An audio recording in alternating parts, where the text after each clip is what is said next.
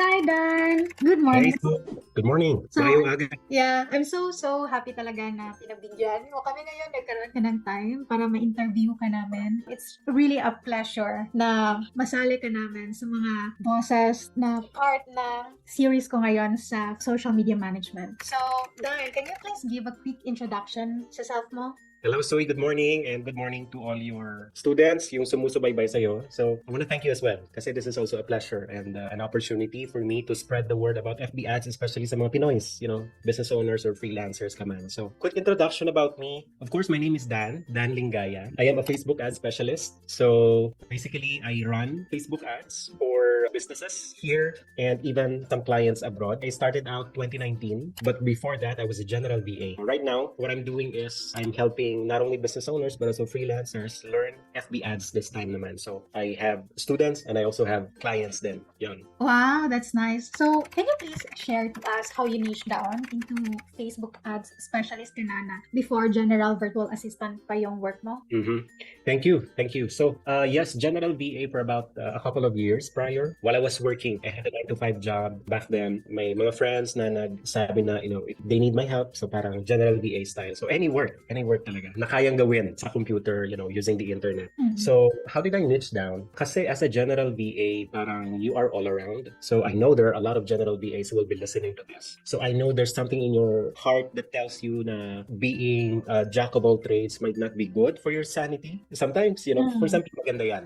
But there are people siguro who are like me na really want to hone kind of laser focus on something. So I realized, ano ba ang pinaka-impactful na part or skill na, makakapagbigay ako ng kind of real impact sa business. So I realized it's sales and marketing. So sabi ko, ano bang pwede kong i-learn? So I saw Facebook ads. I saw some mentors na nagtuturo ng Facebook ads here in the Philippines. So I started out buying a course. So sabi ko, I want to impact businesses. So yon, Facebook ads. And, I'm here for about almost 4 years already. So, yon. Yeah, nice.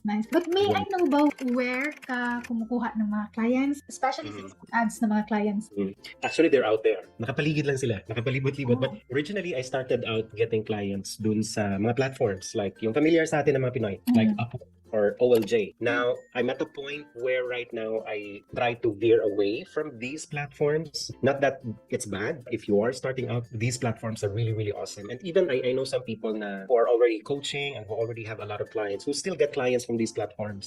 So, you start out with those, but you also need to have the skill to find clients on your own. Yeah. Kasi these platforms, they charge. And, it's fair enough kasi, they look for the clients for you. But if you are able to find clients on your own, that's a totally different game. Yeah. So, kailangan you know how to market yourself. And working directly with clients, wala kang babayaran kung sinong middleman. You can choose your clients, parang ganon. And that's where I find platforms and at the same time, doing my own marketing of myself. Saan? I've gotten clients from LinkedIn. Majority right now are from my profile. Kasi if you check it out now, like what you did, my profile is selling myself while I'm asleep, diba? So, and Facebook group. So yun, platforms, it could be LinkedIn in my experience, FB group, and I think what I'm really happy about is my profile. Yeah. So there are 4, and there are a lot. So those are the 4 that I've experienced so far. So, it's really nice no na you are also sharing your work sa profiles mo. Kasi, ang maganda kasi inbound na, hindi na ikaw yung nag-reach out. Like, nakikita na lang nila yung profile mo and then sila pa yung nag-a-ask sa service mo. Amen. So,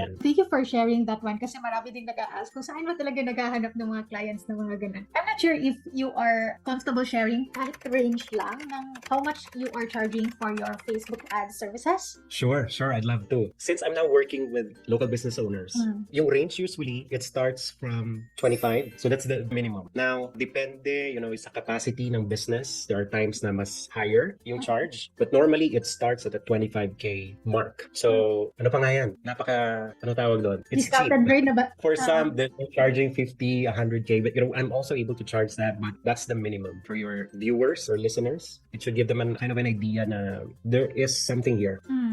There's a possibility that you can earn not just a livelihood, but you can have a business, with this kind of skill. Yeah, exactly. Based sa experience mo, ano yung kadalasan na always look forward ng isang client if they will hire a Facebook ad specialist? Yun. Thank you for that question, Zoe. So, you might say na number 1 that they look for is the skill talaga or, the results that you've gathered. We call it portfolio. In my experience, I did not really, or maybe it's just the way way I market myself. But ibang usapan yun, how to market yourself. But in my experience, I think clients are not really looking for skill. It's needed. I don't think it's the top. It's the number one thing they're looking for. I think what they're looking for is someone who understands their business. So what does it mean? Kailangan you know how to ask questions. Okay, you ask them what their business is, what are their goals. If they are able to achieve this goal, what will happen in their business, what will happen in their family life. So if your approach is focused on the client, they will sense sincerity and kind of interest mo sa business nila. And of course, it follows na kailangan may skill ka. You know how to do it. But if you know just the basics and you know how to understand the client, that's the most important thing. Kumbaga may rapport ka, you know how to connect with your client. Kasi most of the time, in my experience, yun yung sometimes, even if you don't have a good portfolio, if you don't have a good experience, if you're able to connect with the client, sometimes, that makes the deal. Yeah. So, number one is you know how to ask questions. Yun yung next. Skills at saka portfolio. I rarely get request for a portfolio talaga. So, yun. Hindi masyado sila nag-a-ask ng portfolios as a Facebook ads. Kasi what I've been doing is, I've been sharing my work. I've been bringing value for free. When I was staying out, dun sa mga platforms, they look at reviews eh. So parang yun na yung portfolio mo kumbaga.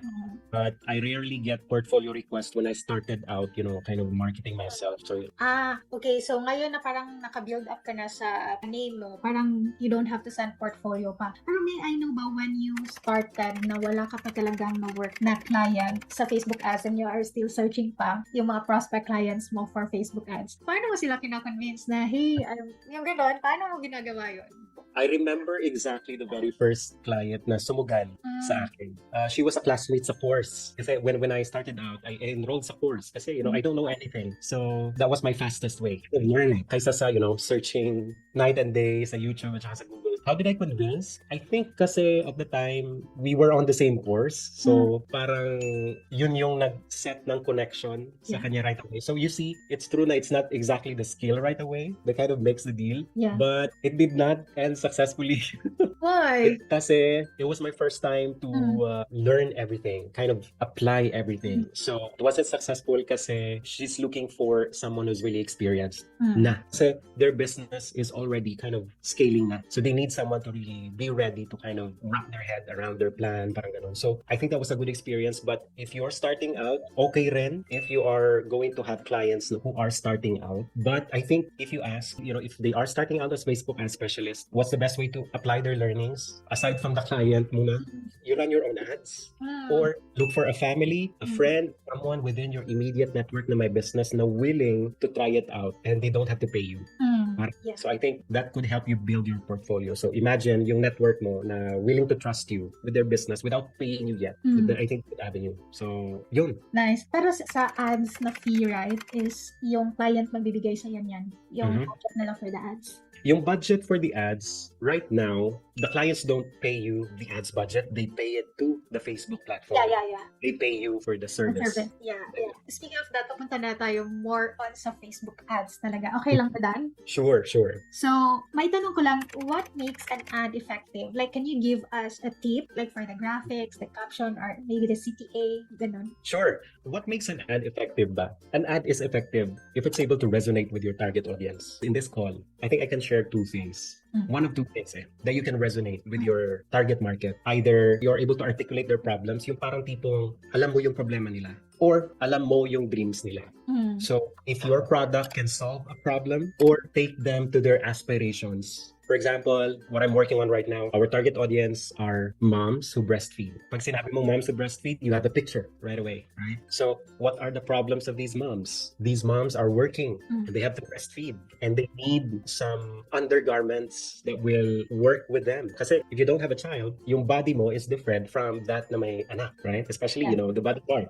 The breast basically is totally different. So, there are undergarments for that, that will keep you comfortable, keep you healthy, right? So, if that's their problem, and if you're able to articulate the problem, then, you can resonate with this audience. So if you notice, right away, I did not start with the ads. I started with my target audience. And what's the problem? What are their aspirations? So I think that's what makes an ad successful or effective. For graphics, we've tried overall. There are businesses na raw pictures or raw videos. They can work.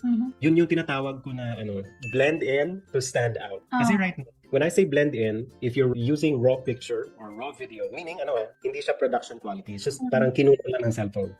It may not work for some businesses, but in some businesses this works. So for example, raw quality video, or picture. When I say blend in kasi your family, your friends, the people you follow, they post raw quality videos, raw quality photos. You blend in. You stand out kasi you are an ad, but you seem like a regular post. So when you're like a regular post, people will stop. Yeah. The moment they stop, they are captured by FB. The moment they stop and click or look at your post or play your video, right away, they are captured by FB. That's data basically for you. You don't see that sa mga poste na tarpaulins. You will not be able to capture the data nung mga tumingin, nag-tap at saka nagbasa. That's the main difference. That's the best difference ng Facebook ads talaga. So, ang dami kong sinasabi, no? Yeah, nice yung mga strategy na sinishare mo. Like, napaisip din ako na, oo nga, kasi pag may nakita akong, ads to, diretso swipe na. Yung ganun. Right? Pero kung makita ko, parang normal post lang, di ba papatingin ka talaga, di ba? So, nice strategy yan. Thank you Yes. talaga for sharing those tips. Ang dami mong na-share na pwede din nilang i-apply sa kanila. But the important is, dapat alam nila yung target market nila. Kung ano yung problems or maybe their dreams so that madali kang makagawa ng content na madali silang makaresonate, right? So, yeah, I feel like pwede din yan siya na strategy kahit hindi sa ads. Like, Yes. it's just the normal post. Yeah, that's nice. Another question, before ka ba mag-create ng ads, meron ka bang dapat gawin sa Facebook page? Something like that? Doon sa Facebook page kasi, it's a must. You need a Facebook page for you to be able to run ads. So, yung pag-setup ng Facebook page, the viewers can Google that, but just make sure that all of your information are there, especially contact information. It would also be great if in case your business or your product already has customers, ask them to review. Give your page a review. Kasi when you start running ads, people will go to your page and they will kind of investigate. Ganyan ang mga tao. Right? Another thing is, kailangan yung Facebook page nyo may content na. Paano, like 1 week or 2 weeks worth of content. I think Soy will be able to guide you on how to properly done yung mga contents ninyo. At saka kailangan, I think I mentioned this, na you know your customers talaga. You research first yung product mo. Sometimes if you're thinking about a product pa lang, think of a market. Like for example, moms who breastfeed. Anong mga problema ng mga moms who breastfeed? Ang dami. So from the problems, you can now think of a product or a service that you can offer. But if you already have a product or a service, you have to identify the target customer. What problem are you solving? What dreams are you trying to help your target market reach? Yun. So you start with that kasi everything that you will do sa ads, it will revolve around your customer. So you see, it doesn't revolve around your business yet. It revolves around your customers talaga kasi once you're able to connect with them, the sales will just follow. So, know your customer, identify their problems and their goals, and then that's where you connect your creatives, your ad, your strategy. Yun.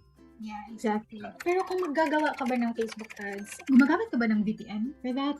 For VPN, kasi yung Facebook ads, you don't have to have the details or the logins of your client, like their Facebook profile, business manager, or their ad account. There is what we call partner access. So, there's a structure for us advertisers sa system ni FB na dun ka nagsiset up. So, we call that ads manager. And every business meron nun if they want you to advertise for them, meaning you connect your assets together. So, actually, Soy, I do have a video tutorial about it. So, this is something na very, very essential na kailangan alam mo. You don't need the logins of the clients. You don't need a VPN. All you need is just the will to learn. And of course, dapat alam mo basics and internet and a good working computer. If you're thinking about VPN or logins, you can erase that. You can remove that worry and that fear. So, you can work with clients definitely. May we know if ilang days ba or weeks i-run yung ads para makita yung result? Usually for me, I base this sa budget. Let's say the budget is less than 500 per day. I would give it siguro 5 days to a week. But if it's, 1,000 pesos per day, convert nyo na lang ha, yung dollar. If it's 1,000 pesos per day, siguro, I would give it 2 to 3 days.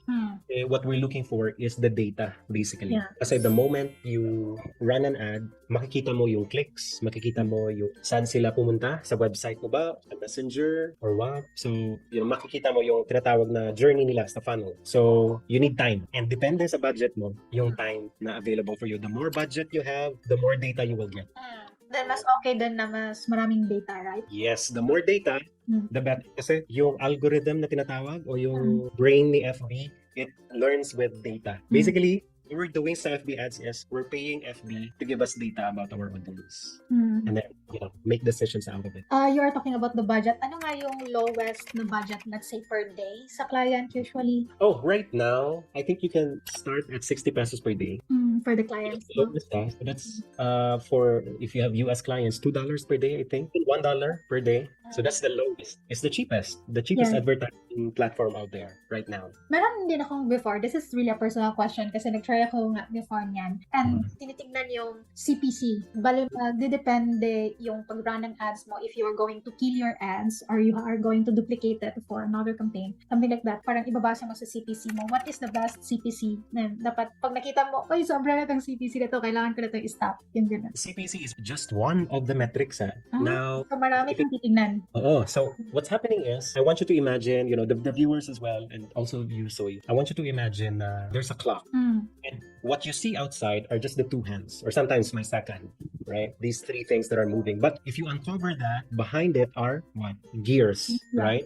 Hundreds of gears, big gears, small gears, micro gears. So when you're running Facebook ads, you've built a clock basically. So what people see are, just surface level. Yeah. The real work, is inside. So APC is just one thing. There are a lot of things na kailangan mong i-check. But if you're a beginner, like when you go to your FB ads, these are two things that I need you to check. If you know these two things, you're almost good to go. One is CTR on. What is that? CTR on. Click-through rate. So, hanapin nyo yan. Kasi, nandyan lang yan. We will try to go to Ads Manager later on, our time permit. So, CTR on and CTR link click-through rate. Oh. Okay? And speaking sa mga money related, no? Yung client na ba yung nag-set up niyan sa card details niya sa Ads Manager or ikaw yung nanghihingi ng mga details to set up everything? Okay. That's a very good question. That's a valid question. I know some of you are thinking, paano yung card, everything? On the client side, once they set it up, most of the clients, most of the people now, alam na nila anong gagawin. But there are still some na hindi pa. So, you don't need to get their payment details. They will be the one to set it up sa FB. You can actually walk them through later on. Once they set it up, FB will bill them separately dun sa ads nila. So, every month, I think, FB is charging them based on the amount that they have spent dun sa nila. So, no worries on that one, FB, and the client will take care of that. You don't have to think about it na. Okay, so thank you for that. This is just an additional question from my followers. What ad strategy daw ba yung gagamitin for Facebook ads if low pa yung followers? Kailangan ba for engagement muna or okay na directly for conversion? Very good question. A lot of schools of thought on this one. But for me, in my experience, you can actually go for sales right away. Or if it's leads or what.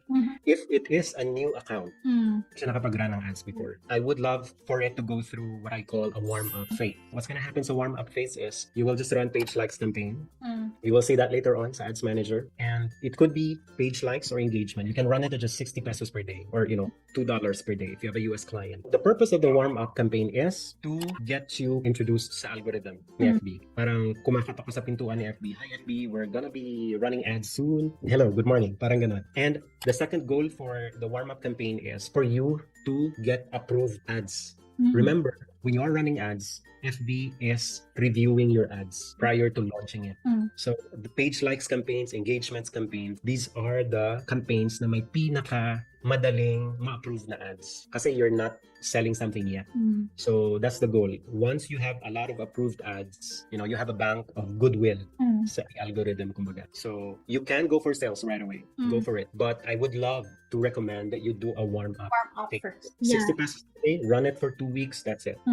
It's already good. Now, so, speaking of that, I'm so excited talaga to see what you are talking about. Kasi I feel like mas nakakaintindi ako pag nakikita ko talaga mismo yung gagawin. And we do that kahit super quick lang kung ano talaga yung ginagawa mo as Facebook ad specialist. Yes, sure. So, what I'm going to do is I will walk you through setting up one campaign. This will be able to kind of how to set it up. Okay, so guys, if you're planning to become a Facebook ad specialist like me, eto yung mundo mo.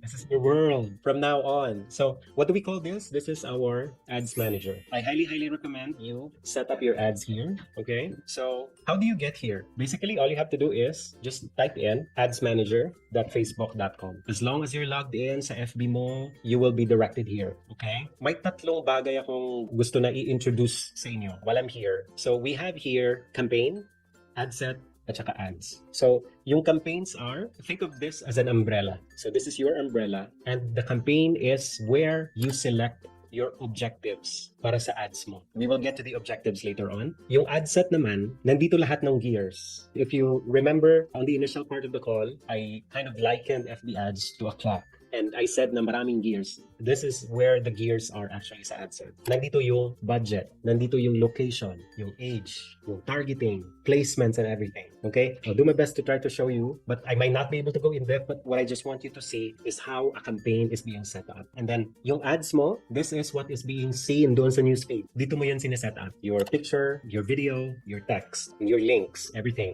Okay? So, let's go with campaign first. So, this is how you start. You just need to click on create. Okay? I'll do that again. Once you get to your ads manager, make sure na nandito ka sa campaign, you select it, and then click create. Alright? FB is doing its best to be able to help you set up or select your campaign objectives. So, if you see here, if you read this one, it's prompting to help you out. Ito yung mga campaign objectives na pwede mo pagpilian. Okay? Gaya na sinabi ko, you start with your audience. With your strategy, ano ba yung gusto mo? Gusto mo ba ng awareness? Traffic? When you say traffic, if you have a website, right? You can select this. Engagement, leads, app promotion, or sales. Let's go back up. Ito sabi ni FB. We'll help you find your objective. So, find your objective. What do you want? Brand awareness? Do you want reach? More reach sa campaigns mo? Traffic? Right? So, it's basically the same. Kasi if you select messages, it will route you to engagement. Right? If you just want page likes, it will route you back to engagement pa rin. Alright? If you want sales or conversion, it will route you to sales. Nice So, pa, no? yes.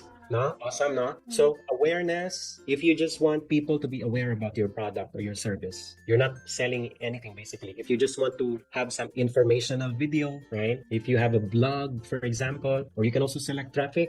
If you have a blog, if you have kind of a lead magnet or whatever you want, if you want engagement, if you want more view, if you want people to comment and react doon sa mga post mo sa page, you can do this. You can go for engagement.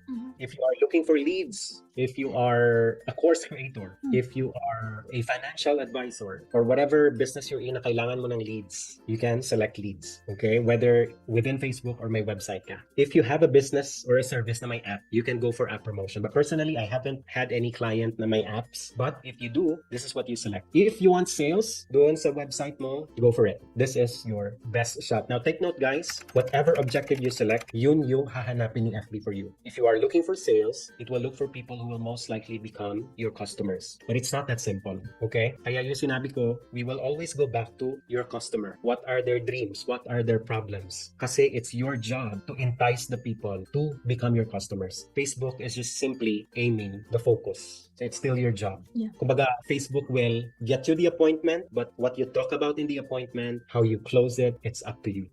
Okay? Kasi I want to break that misconception ng business owners and even FB ads specialists na once you run ads, may balik ka kagad, may sales ka kagad. There are a lot of things for you to consider, work on. This is really hard work, guys. This is really hard work, what you're getting into, but it's worth it. Okay? So for example, sales tayo, right? Kasi I know that's the goal of everybody. So if you've selected an objective, if you click on sale, eto na siya. So this is the campaign, this is the ad set, and this is the ad. Okay? So this is the campaign. Ano ang nandito? So far, these are the things na mini-make sure ko. Yung name. Ano bang pangalan ng campaign? Whatever you want.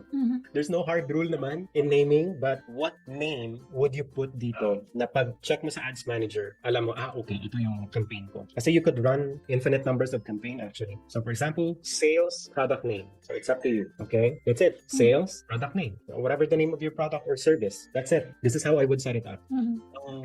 Fluff, whatever. Straight to the point. Sales, whatever product name. And then, yung ad set mo. What do I do here sa ad set? I make sure I have the name first. Yung ad set, it should contain the audience or targeting, budget, placement. Yun lang for me. Or sometimes, location, gender, yon. So, location, Philippines, male or female, budget per day, placement. We'll get to the placement. So, the moment you have your campaign, sales product name, location, gender, budget per day, and placement.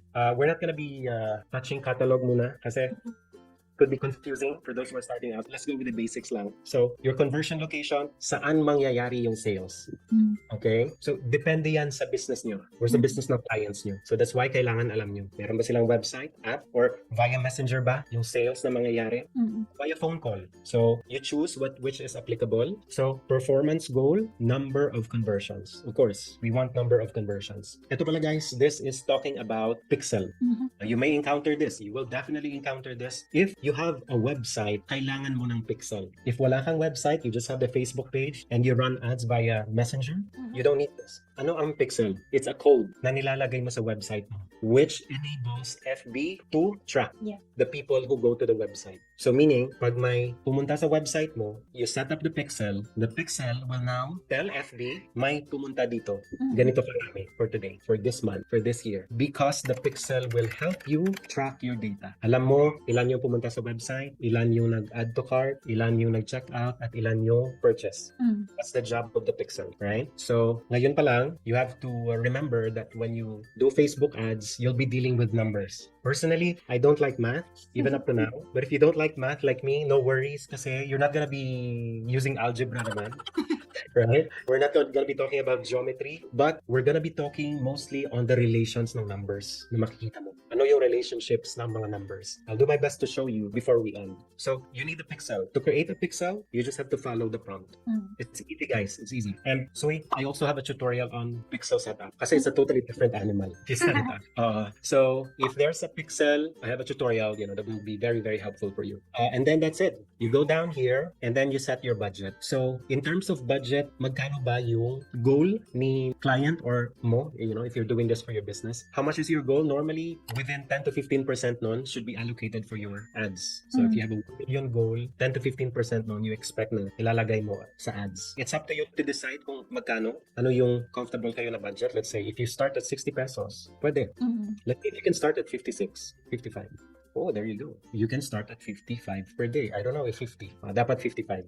Before you could run a 50 peso campaign. So let's say 55 pesos lang. All right? This is your schedule. Normally, I don't set an end date unless, you want just specific timeline lang yung campaigns nyo. Like sale siguro for August 5 to 15. You set an end date. If it's an ongoing campaign, you don't have to set an end date. And this is what I'm talking about. Ang daming gears dito. So this is your location. Saan bang location yung targeting nyo? US? Philippines? You put it here. And ano yung age range ng inyong customers? 20? You can target 13 but I don't know if may pera sila. Yun yung question dyan. So 18, you can start with 18 to 65. So yun yung age range. Okay? So gender, of course, male or female. Yun lang yung option dito ngayon so far. I don't know if magbabago to. We'll see. So detailed targeting. Dito na yung targeting nyo. Yung interest. This is now where you can, for example, if you want to target men na 20 to 45, ano kayang pwedeng ibenta dito sa mga ganito? 20 to 45. Mahilig sa beer, diba? Or whatever. Or mahilig sa movie. Yun. Mga lalaki na mahilig sa movie, age 20 to 45, will live in the Philippines. Kaya sinabi ko na go back to your target market and to your service. What are the problems you're solving? What sort of dreams are you trying to sell? So that's it. You have your location, right? Remember yung name natin? Location, gender, budget, placement. Yung budget mo dito is 55 pesos per day, right? Here goes the placement now. I would recommend Advantage, right? But it's up to you. Kasi dito sa manual placement, you can select ano yung Facebook, of course, the platform. Instagram, did you know that you can set up just Instagram ads here? Ito mo lang siya. Just select Instagram, that's it, right?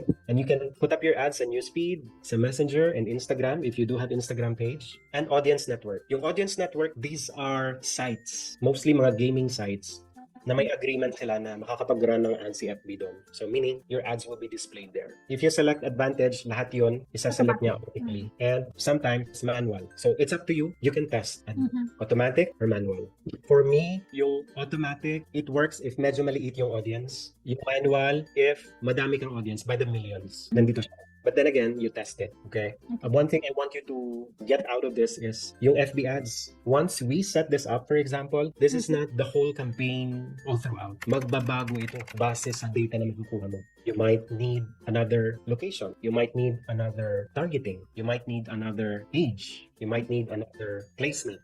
Ang dami, right? But that's okay. What I want you to know right now is how to set up a campaign. So, nandito na tayo sa ad. So, this is where you put up, kumbaga, sa tarpaulin, ito na yung billboard mo sa EDSA, for example. So, you select your page here. So, on my end, it's DSL Digital. Instagram, nandyan na rin. So, you can create your ads here. Nandito na. Ayun, oh. This is your image, whatever, video. Nandito yung text mo.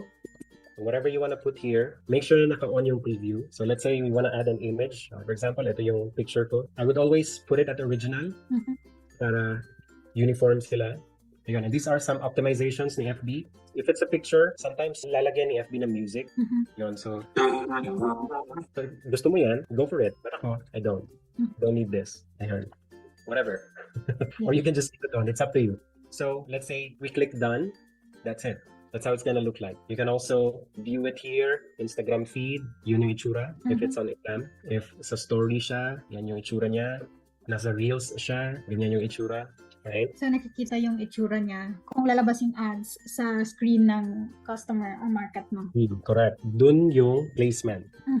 Okay? So, remember yung placement natin. And then, your text. So, ito yung text, yung makikita nilang text dun sa newsfeed nila. So, example, hi, this is Dana. And then, you have the headline here. Yun, right? Dito sa baba nakikita. Yes, that's your headline. So, if you have a website, for example, ito, consultation. I'm doing consultation for Facebook ads na nagra-run ng ads nila if you're a business owner or a freelancer. So, ito yung page ko. So, this is what you put, for example. Don't worry guys, kasi ilalagay namin lahat ng link mamaya sa baba. So, you can just click it. Yan. Yun siya. This is how it's gonna look like sa newsfeed. So, I think this scroll stopper ito kasi you see a face. Take note guys ha. Another tip. If possible, show your face sa ads niyo or tell your clients to show their faces, especially if they are coaches. Or if they are selling a product, for example, people resonate more with a face, especially if it's a service. If it's a service business. The more they see your face, the more credibility you have, the more trustworthy you are. Okay? So that's something to think about when you run your own ads. So yun, your call to actions here are a lot of choices. Depende sa inyong goal. So if your goal is for them to shop now, nandito siya. If your goal is for them to sign up, nandito rin. If your goal is for them to watch more, go for it. Again, depende sa goals ninyo. So basically, we've set up an ad right now. Nice. That was fast, right? Yeah. And then all I have to do is just click publish, and FB will review. And then once it's all good, if it complies with the policy, FB will approve it. And that's it. Your ads will run. Nice, nice. Thank you so much for sharing that one, Dan. We really appreciate it kasi super detailed. Like, run through mo talaga yung sa campaign, sa ad set, at saka yung sa ad. And yeah, at least meron na silang idea kung ano yung ilalagay or ano yung isi-select sa each categories or menus ba yun? Yung Sa campaign. yeah.